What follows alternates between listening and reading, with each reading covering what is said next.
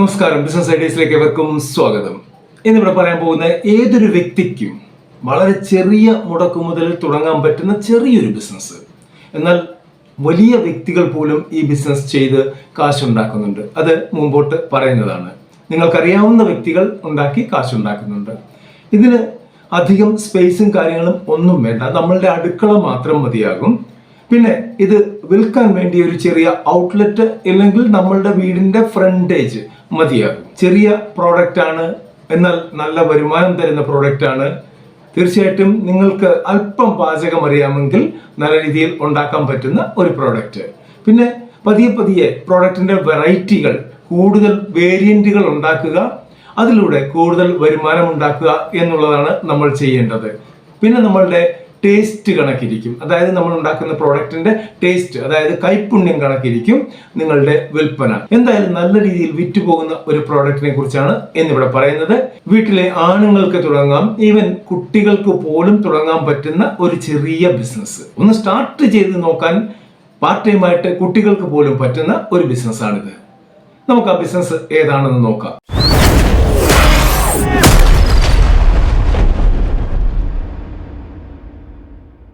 ഇതുപോലുള്ള ചെറുകിട ബിസിനസ്സുകളെ പറ്റിയാണ് നമ്മൾ പറയാറുള്ളത്. ഇന്നും അത് തന്നെയാണ്. തീർച്ചയായിട്ടും ഈ വീഡിയോ നിങ്ങൾക്ക് ഇഷ്ടപ്പെട്ടാൽ ലൈക്ക് ചെയ്യാൻ മറക്കരുത്, കമന്റ് ചെയ്യാൻ മറക്കരുത്, ഷെയർ ചെയ്യാൻ മറക്കരുത്.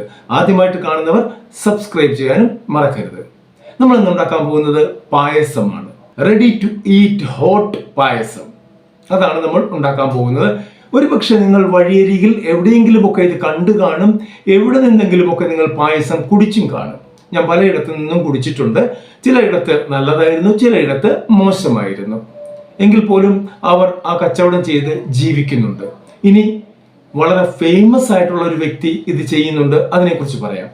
നമ്മളുടെ പഴയകാല നടൻ സോമൻ, MG സോമൻ, അദ്ദേഹത്തിന്റെ മകൻ ഇന്നിപ്പോൾ തിരുവല്ല ടു ചെങ്ങന്നൂർ റൂട്ടിൽ തിരുമൂലപുരം ജംഗ്ഷന് മുമ്പായിട്ട് അവരുടെ വീടിന്റെ ഫ്രണ്ടേജിൽ തന്നെ ഈ പായസക്കട നടത്തുന്നുണ്ട്. കുറെ അധികം കാലമായി നടത്തുന്നു. മേ ബി കൊറോണ ടൈമിലാണ് അത് തുടങ്ങിയത് എന്ന് തോന്നുന്നു.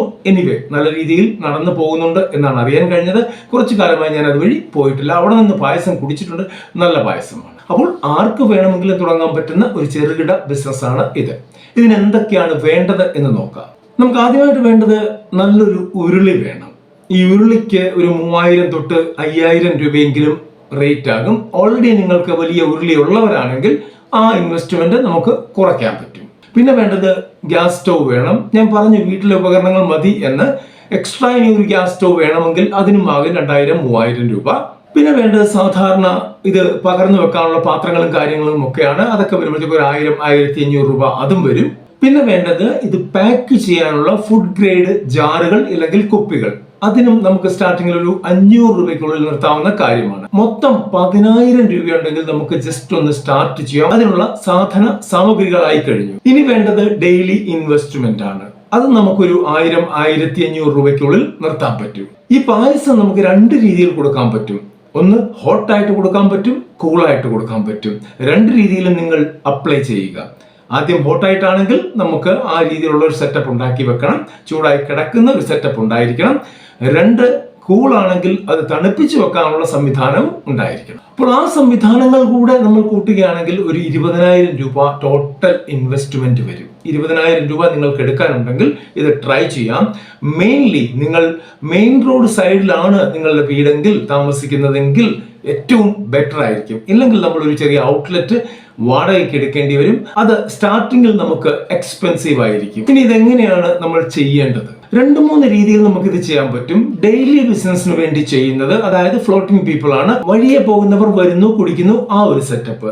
2 ഓർഡർ അനുസരിച്ച് മാത്രം നമ്മൾ ഉണ്ടാക്കുന്നു. അതായത് വിവാഹം, ബർത്ത്ഡേ, ഹൗസ് വാമിങ് പോലെയുള്ള ഫംഗ്ഷനുകളിൽ അവർ നമ്മളോട് കാറ്റർ ചെയ്യാൻ ആവശ്യപ്പെടുന്നു, നമ്മൾ ഉണ്ടാക്കി അവർക്ക് ബൾക്കായിട്ട് എത്തിച്ചു കൊടുക്കുന്നു. ആ ഒരു സംവിധാനം വേണമെങ്കിൽ ചെയ്യാവുന്നതാണ്. ഇനി 3ാമത്തെ കേസ് എന്ന് പറഞ്ഞാൽ ഒരു 5-6 വെറൈറ്റി ഉണ്ടാക്കിയിട്ട് അത് പാക്ക് ചെയ്ത് ടേക്ക് അവേ സംവിധാനത്തിൽ, അതായത് ആളുകൾ വരുന്നു എടുത്തുകൊണ്ട് പോകുന്നു, ആ ഒരു സംവിധാനത്തിൽ വേണമെങ്കിൽ ഇത് ഉണ്ടാക്കാൻ പറ്റും. ഇനി പായസം റെഡി ടു ഈറ്റ് പാക്കറ്റ്.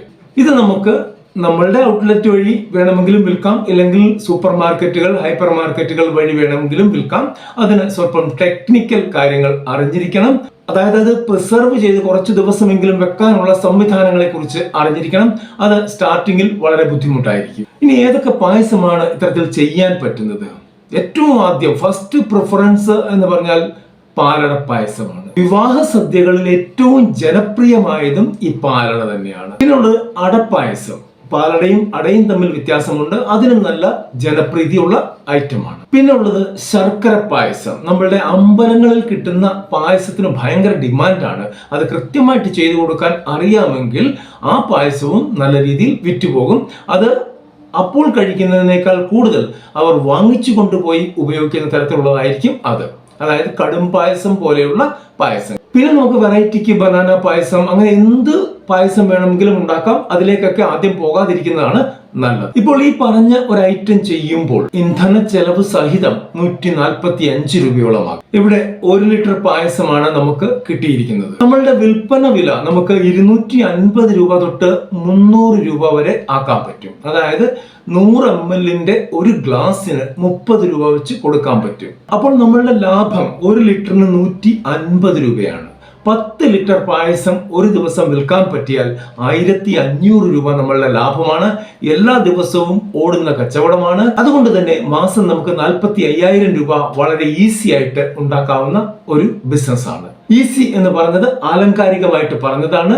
അതിന്റെ പിന്നിൽ ഒരുപാട് കഷ്ടപ്പാടുകളും പണികളുമുണ്ട്. അത് നിങ്ങൾക്കും അറിയാം. നമുക്കിത് ഉണ്ടാക്കിയാൽ മാത്രം പോരല്ലോ, ഇത് വിൽക്കണ്ടേ. നമ്മൾ ചെയ്യേണ്ടത് നമ്മളുടെ സുഹൃത്തുക്കളോട്, നമ്മളുടെ ബന്ധുക്കളോട് ഒക്കെ ഒന്ന് പറഞ്ഞു നോക്കുക. അത് ചെയ്യാതിരിക്കലായിരിക്കും ഏറ്റവും നല്ലത് എന്നേ ഞാൻ പറയൂ. കാരണം നമ്മൾ രക്ഷപ്പെടുന്നത് 90% ആളുകൾക്കും ഇഷ്ടമല്ല. അവർ രക്ഷപ്പെടുന്നത് നമ്മളെപ്പോലുള്ളവർക്കും ഇഷ്ടമായിരിക്കില്ല. അതുകൊണ്ട് തന്നെ പായസക്കട തുടങ്ങുന്നു, നീ വന്ന് പായസം കുടിക്കണം എന്ന് പറഞ്ഞു കഴിഞ്ഞാൽ ഒരു ദിവസം ചിലപ്പോൾ വന്നെന്നിരിക്കാം. എന്നിട്ട് അതിന്റെ കുറ്റം ലോകമെമ്പാടും പറഞ്ഞു നടക്കലായിരിക്കും അവരുടെ പരിപാടി.